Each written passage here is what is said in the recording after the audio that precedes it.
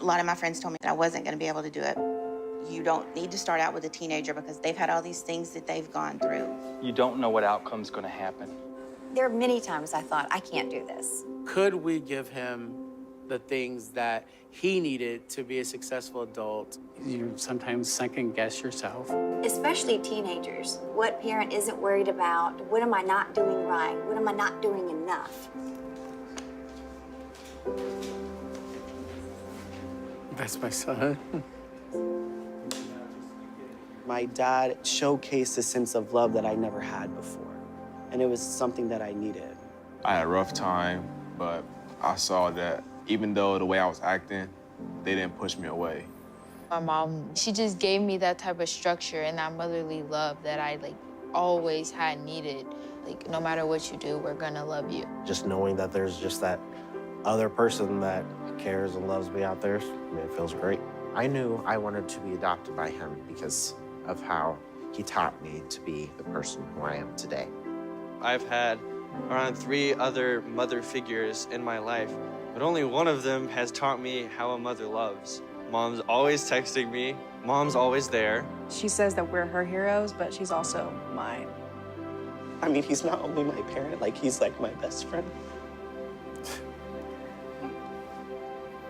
This is no strings, you are who I love, and that won't change when we're falling apart.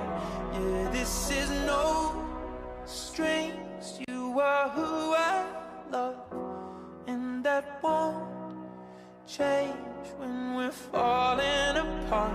Yeah, this is no strings, you are who I love. Good morning. That'll get you going. If you're not touched by a video like that, I'm not sure what you are. But I want to point something out. So much of our life is about rules, and rules have a purpose, and rules have a reason, but rules are not the end all. And I know he's going to get mad at me. A couple of kids are leaving this morning. They're only going for a little short trip. But if you were paying attention during the worship piece, and if you know Izzy at all, Izzy came in here, walked right up to her Pop and Lammy, and gave them the biggest hug because she's going to miss them.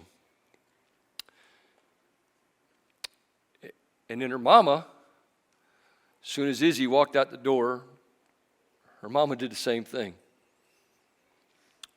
Katie walked in here.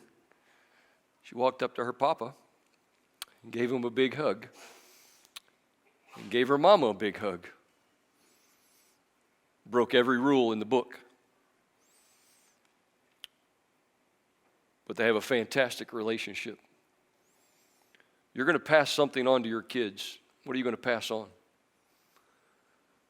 Pastor Steve started this series a few weeks ago. That goes right in line with this message, by the way. Pastor Steve started this series a few weeks ago, actually 7 weeks ago, going through the book of Galatians. And Galatians is really just about the gospel. It's the essential aspect of the gospel. There's no strings attached. It's all about grace.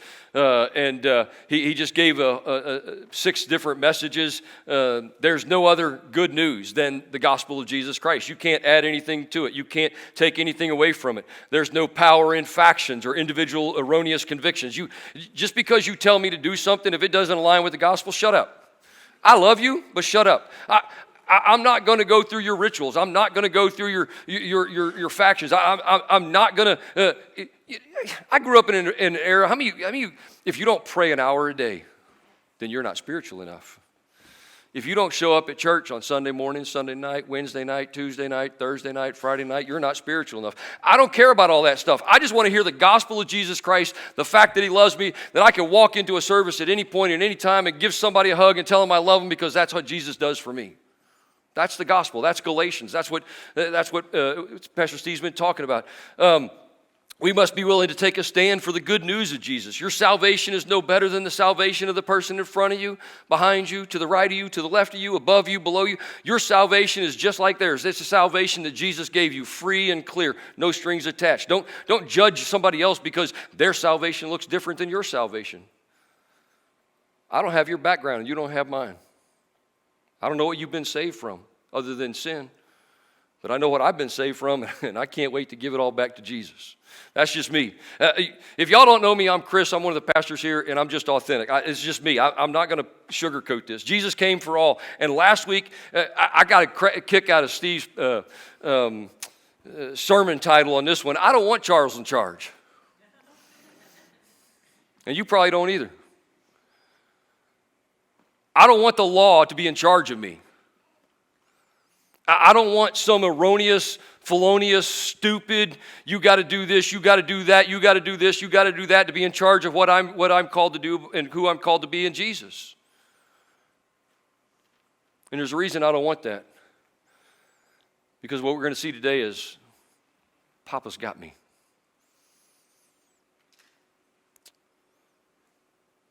And that granddaughter and that daughter walked in here because they knew Mama and Papa got me. They didn't care what you thought. They didn't care who saw. They didn't care anything other than getting a hug from Mom and Pop before they left. And if you don't have that kind of relationship with Jesus, I hope you do before you leave here today. That's what Galatians chapter 4, verses 1 through 7 is all about. Have you ever noticed how two kids can grow up in the same house, same family, same parents, and yet one grows up feeling secure, and one grows up spending their entire life trying to figure out who they are? One obeys because they're loved, the other obeys because they're afraid. One knows they belong, and the other struggles with their identity. Paul says this in the last part of chapter 3 and the first part of chapter 4. One is like a child, and the other is like a slave. What makes the difference? I don't know, other than what we're going to see here today. I'm going to read verses 1 through 3 out of the Message because I really love the way that it puts it. He says this, let me show the implications of this. And he's referring back to chapter 3, and the implications of this is being under the law. As long as the heir is a minor, as long as the heir is a child, as long as the heir is immature, he has no advantage over the slave. They're the same. Though legally he owns the entire inheritance, even though he owns everything, he is subject to the tutors and administrators until such date that the father has set for his freedom. So whether you're free or whether you're a slave, if you are the same until a time that God, or the Father in this case, has set for you to be free. That's the way it is with us, Paul says. When we were minors, when we were immature, when we were children, we were just like these slaves, ordered around by simple instructions, the tutors and administrators of this world, with no say in the conduct of our own lives. The difference he's going to talk about in these verses is the difference between rules and relationships. You see, when we're little, you tell your kids, and don't get me wrong, I know there's a time when you have to tell your kids, go brush your teeth. Why? Just shut up and go brush your teeth. Because they're too little to understand, right? But there comes a time when you say, hey, go brush your teeth. Why? Because there's bugs in your mouth, and if you don't brush your teeth, those bugs are going to eat your teeth. Right? You follow me? And then there's a time when you say, go brush your teeth. Why? Well, if you don't brush your teeth, here I'll show you some pictures of what happens when you don't brush your teeth and those bugs eat your teeth, right? You grow with them and you teach them. You don't just give them rules, you grow with them and you tell them the why behind the what. What happens in most places and what happens in the Jewish culture and what happens in the Gentile culture is the why was never taught. It was only the what. And anytime you just have the what, you have no relationship. You just have a bunch of religious people.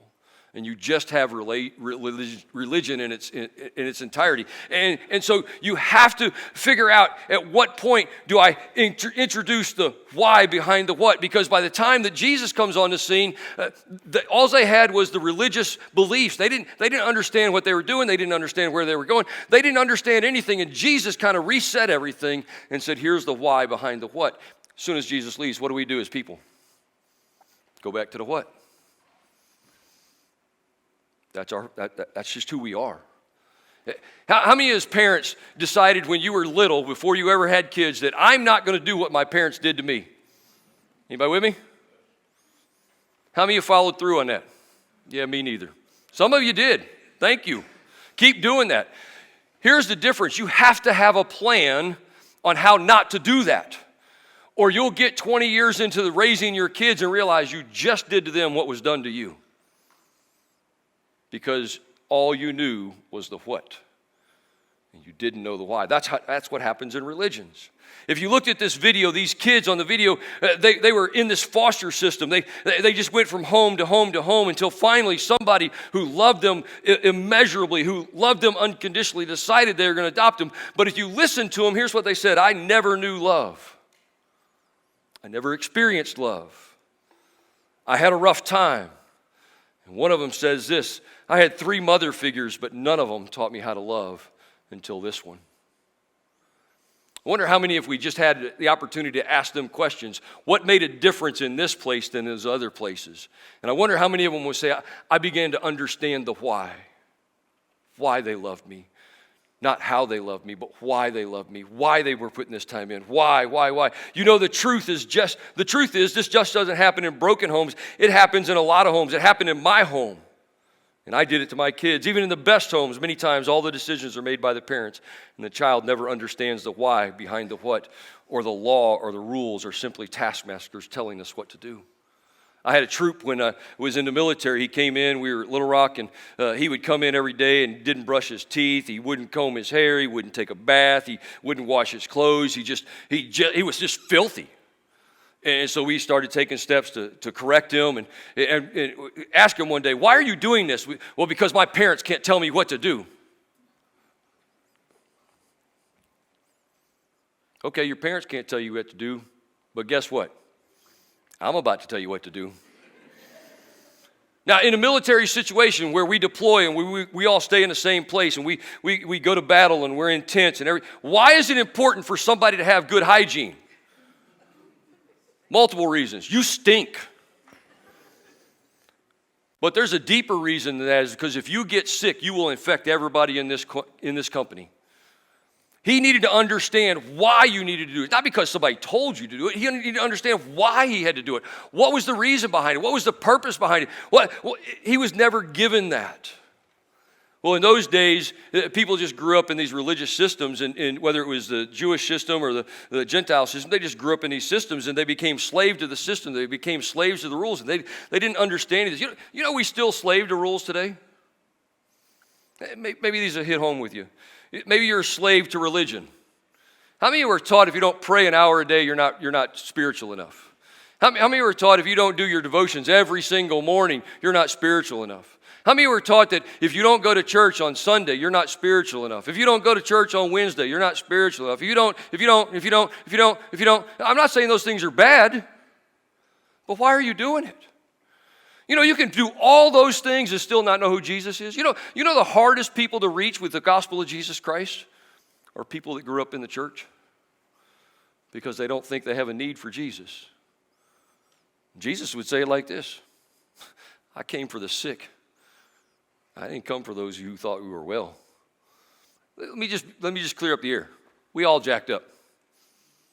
Ain't none of us perfect. Ain't none of us got this right, me included. People always say, well, I thought you had everything planned out. What are you smoking? I know it's legal in this state, but what are you smoking? Because I don't have this figured out. I struggle like everybody else. Here's the difference. I have a relationship with God that I hold on to, that I cling to, that I allow Him to speak to me. I don't want to be a slave to religion. I don't want to be a slave to your approval. Just open up Facebook. How many people on Facebook are slaves to your approval? They don't even know me. I get friend requests because I'm a friend of somebody's a friend of somebody, a friend of somebody, and I click on it. I don't know who you are. Go away. I don't need you in my life to approve me or to. Hey, how many of you read something on Facebook and go, that's not true? But their entire life is built on you going, I like it. Just one time on somebody like that, click dislike. Boo. Make a bad comment. See how many people attack you because their entire being is based on your approval. A lot of us go to work and we just simply do our job. Does somebody pat us on the back? I mean, I like being patted on. I like being told that you're good at what you do. Here's the reality these days. I don't need you to tell me that. I'm good at what I do. That sounds arrogant, but God told me that. I don't need you to tell me that. Don't get me wrong, I love you, and I appreciate when people do that. That's not but I used to thrive on that. If somebody didn't tell me that, I thought I did a bad job. I was convinced I did a bad job. But I don't need your approval. You should need somebody. The only approval you need is from God. That's it. You're my son. You're my daughter. I'm pleased. Do you know when God said that to his son Jesus? This is my son in whom I'm well pleased. He hadn't done a single thing in this world for ministry except be baptized. Very beginning of his ministry, his father said, this is my son in whom I'm well pleased. He says that about you before you ever do anything. This is my child. I am well pleased with you. You don't need anybody else's approval.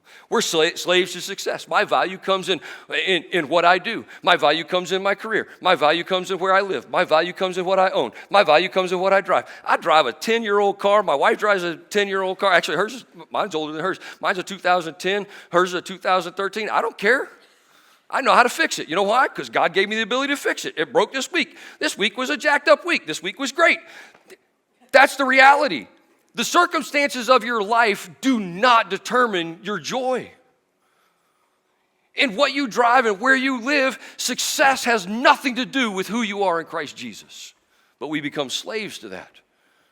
Just like they were slaves to Judaism, slaves to the culture of Greece, and the slaves to the culture of Rome. They were slaves. We are slaves to something. We're slaves to self. How many of you know somebody that everything is based on their feelings? Don't get me wrong, I love my feelings because God gave them to me, but I'm not going to make decisions based on those stupid feelings. But you know people that their whole day is wrecked because they got a hangnail, and they're down in the dump. Hey, I'm picking on me too because I did this for 40 years. I could go months without talking to my family because they turned the light off wrong. Don't believe me? Ask them. They have every right to tell you the truth. They squeezed the toothpaste from the wrong place. I'd be all over them. We slaves to ourselves. And as long as we hold on to these religious things, we remain a slave. But Paul would say this in 1 Corinthians 13:11. At just the right time, when I was a child, I talked like a child, I thought like a child, I reasoned like a child. But at that right time, I became a man. I put the ways of childhood behind me. Now, I don't think Paul is saying, that one day he decided, I'm going to be a man, and everything is going to be good today. I don't think that's what he's saying. I think what he's saying is there's a time in our life, there's a moment in our life that God's going to touch us, and he's going to reveal something to us, and he's going to show us that is immature, that is childish, that is not who I want you to be. And we, at that moment, get the opportunity to go, I'm not going to do that anymore. I was a child. God showed me I was a child. God showed me I was immature. But I'm not going to do that anymore. I get to be a man. For me, I was very childish. I was very selfish.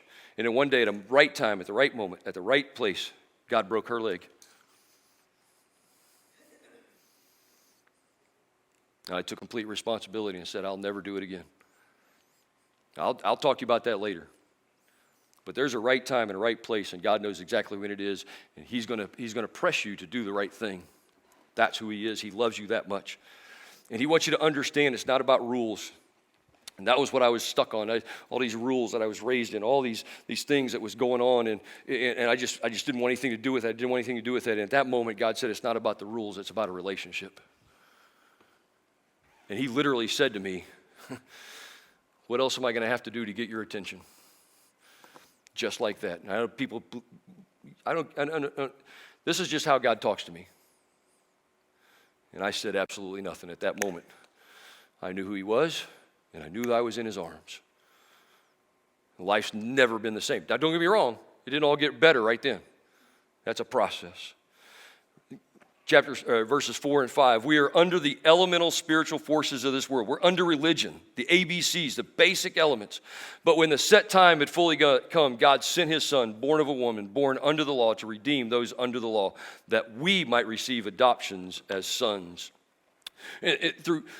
Throughout the world, God has come in and showed us a relationship. He's had a relationship with Abraham. He had a relationship with Moses. He gave Moses the law to show us that we can't do this on our own. But man has always taken the things that God has given us to show us the relationship, and we've twisted them and made them these rules that we got to live by, always. Jesus set all that straight. Jesus had the ultimate relationship with God, and he comes and he sets everything straight. What happens the moment that Jesus is no longer with us? We go back to the rules. We go back to what we know. That's why I asked, how many of you have ever said, I'm not going to do that to my kids? And you did it anyway. Why? Because the rules will dominate us if we don't understand and we don't embrace the why behind them. Jesus said it's about a relationship. Paul tells us about relationship. These ABCs, how many teach your kids the ABCs? A, B, C, D, E, F, G. See, you guys have been taught them too. Right? And did you teach these to your kids, or were you taught them just to recite the ABCs? Maybe when you got a DUI? No, just kidding. Did you just teach them to learn the ABCs? Or did you teach them so they'd learn how to read? So they'd pick up a book? So they'd be productive in society? So that they could get into the world? You didn't teach them the ABCs just to recite this stupid little song. You taught them the ABCs so that they could progress in life. And when it comes to the rules that God has given us, the laws that God has given us, not just the laws of the Jewish people, but the laws of the land, they are all to point us to Him. They're not just the elemental principles. They will literally, if we're focused, if we're understanding, it says all of creation points to Him. What greater thing do you want than that? Everything. Well, it's not just about the rules. It's much more than that. Here's some rules that, and I'm sorry, I'm a cartoon guy, and I like Jim Carrey and what's the Christmas movie? Grinch. So this is in my head. This is how this is said. Your hair is too long. Your dress is too short. You smoke. You drink. You belong to the wrong party. You don't have enough followers. You play sports. You don't play sports. Rules, rules, rules. The law was never meant about checking boxes. The law has always been there to point us to Jesus. Just the right time. At just the right time. God gave us His Son, and He adopted us. Do you understand that in those days, we like this little clip, the adoption is teens. The majority of the adoption in our culture, in our country, is on babies. Why is it on babies? Because they're so cute. I get to start fresh with them. I'm not against adopted babies. We're finally starting to push beyond that and adopt older kids, teens. But in this day, you know who they were adopting? Full-blown adults. Why were they adopting adults in this day? This wasn't kids that they were talking about. He wasn't talking about you were adopted as a baby. That's our framework. He was talking about you were adopting adults. This blew me away. There are 7 Caesars, 7 emperors who were adopted. They are not biological heirs of the Caesar before them. Why is that? Because they were looking for somebody who could carry on the name. They were looking for somebody who could continue moving things forward. Jesus is not looking for some cute little kid. He's looking for you who will bear His name. That's who He's adopting. That is who you are. As you look at that video, I just look at that and I don't know how you can't be moved. That father says, "That's my son." He doesn't say that's my adopted son. He says, "That is my son." The kids would say things like this: "I felt love, true love, for the first time. I knew I wanted to be adopted by Him. They loved me no matter what I did and no matter what I'll do." That is adoption. Because God looks at you and says, "I don't care where you've been. I don't care where you're going. I don't care what happened. I don't care what's going to happen. I'm going to love you because I created you. I have a plan for you, and I will adopt you." Period. That's the adoption that He's talking about here. Just the right time, God reached out to you and offered you the opportunity to pull away from childish things and follow Him. Become His true child to the experience, the joys of His family, His freedom, His peace, His forgiveness, His mercy. to experience His name, His Spirit, His love. What He really wants is for you to know and embrace the reality that Papa has you. That's it. You read these last two verses, Paul says this, because you are His sons, because He is your Father, He sent the Spirit of His Son to dwell in your heart. And that Spirit, the Holy Spirit, cries out, Abba, Father, Papa, Daddy. Just like Izzy walked in here. She looked at Don. She said, Papa, I'm going to miss you. Papa, I love you. Papa, this world wouldn't be the same without you. That's what God says to you every day of your life. This is my home, and that is my dad. I grew up in an environment where my father was a jerk. Maybe you did too. My dad was an alcoholic. He wasn't a good father figure. He left when I was 1. That may have been a good thing. He was an angry man. He beat my mom. He drank all the time. In fact, my brother would call him a functional alcoholic. He went to live with him for a while. My mom married another guy. He's my stepdad. He never claimed us. Those are Carolyn's kids. I don't want anything to do with them. I'm not paying for them. Listen, I'm not picking on them, either one of them. I don't even know my dad, but I love my dad. I know my stepfather. I love my stepfather. They're both gone. It is up to God on where they're at. This was just a reality. This was just a reality. This was their journey. They were simply doing what they were taught. They were raised in a place where rules ruled and relationship was missing. And they just did what they knew to do. They don't live in a time where we can embrace this kind of stuff and talk about it and live it and change it. They just lived in a different time. But because of the story that I grew up with, because of my upbringing, I spent years wondering what a father was supposed to be, and I screwed my kids up. I did. I did.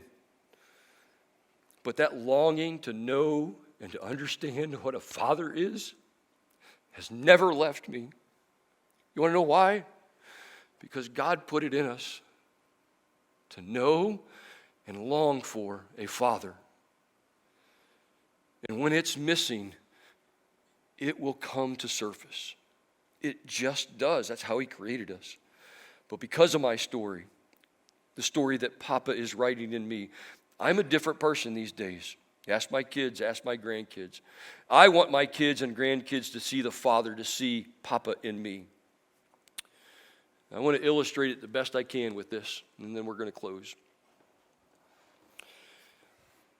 As I was growing up, I was always taught to shut up and take it. Anybody with me? Either stop crying or give you something to cry about. You know, childhood fears are real.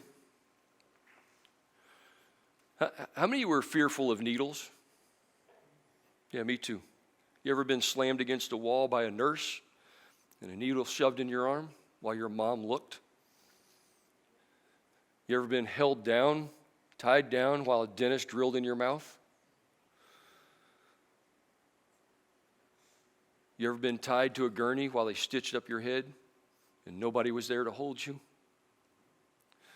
Those are all my realities. And I swore, this is one thing I got right. I swore when I had kids, they'd never know fear if I couldn't stop it. And so I can remember taking my daughter in and knowing she had to get shots and just holding her and hugging her and knowing the pain was coming, but just gently just holding her. I can remember one time she had to get blood. She was 4 years old, and the little girl did really good. She stuck it right in, forgot what she was doing, took her hand off the needle before she had got the blood out, and shot the needle out, and blood squirted across the room. Can you imagine the blood-curdling scream of a 4-year-old as blood rushed out of her body? I just held her. I just kept telling her to be okay. And that girl came back with the needle. I said, "You're crazy. Go get somebody else." Sorry. You don't get to do this again. Ashley, as my grandkids got older, or we had grandkids, she would tell them, you take Papa with you. He'll make the pain go away.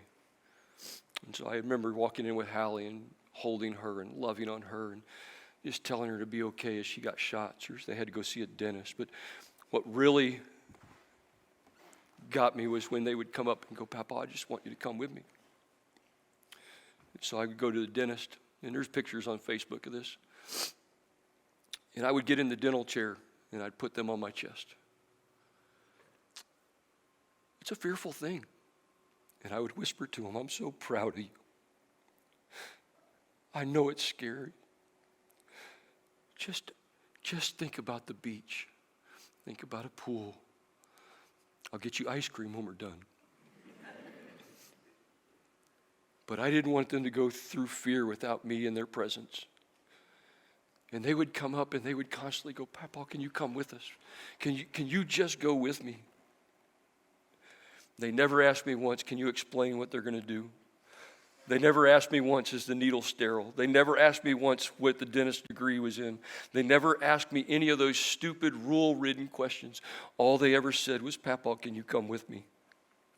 That's exactly what Paul is saying here when he said the Spirit comes in us. And the Spirit cries out, Papa, Papa. God says, I got you.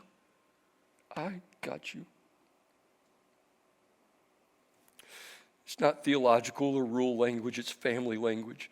It isn't the cry of someone who knows all the answers, it's a cry of someone who knows they aren't alone. I got you. Got you. When my grandbabies climbed up in my lap, they thought they were holding on to me. The truth is, I was holding on to them. That's the gospel. When we crawl up into God's lap and we think we're holding on to Him, He's got us. Always has and always will. Father, we love you. We praise you.